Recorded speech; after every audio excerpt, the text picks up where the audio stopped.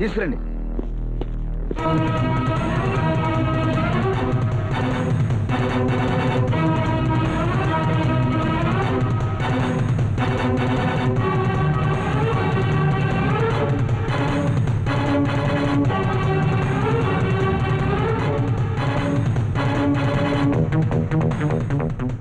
Body వచ్చిందా?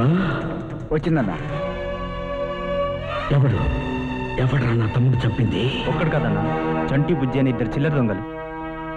చంటి బుజ్జి వాళ్ళ మీద కేసు బుక్ చేసి పోలీసులు అరెస్ట్ చేశారు. చెయ్యికి చెయ్యి, కాలుకి కాలు, ప్రాణానికి ప్రాణం తీసుకోవటమే ఈ కత్తి రామదాస్ పాలసీ. నువ్వేం వర్రీ కాకన్నా, వాళ్ళిద్దరూ విడుదల కాగానే మేము లేపేస్తాం. వాళ్ళు చంపింది నా తమ్ముణ్ణి, పగ తీర్చుకోవాల్సింది నేను.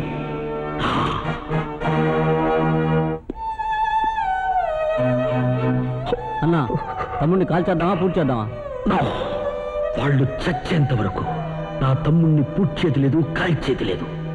ఇలాగే ఉంచుతాను. ఇలాగే ఉంచితే శవం కంపు కొడుతుందన్నా. శవం ఎవరిదిరా? నా తమ్ముడిదిరా. శవం తమ్ముడిదైనా కంపు కామనే అన్నా.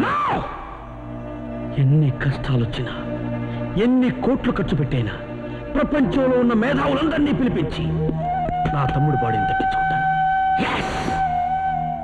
బ్రదర్ లేకపోయినా బాడీ మిగలరా? వాళ్ళిద్దరినీ చంపేసి వాళ్ళతో పాటే నా తమ్ముడిని దహనం చేస్తాను రా.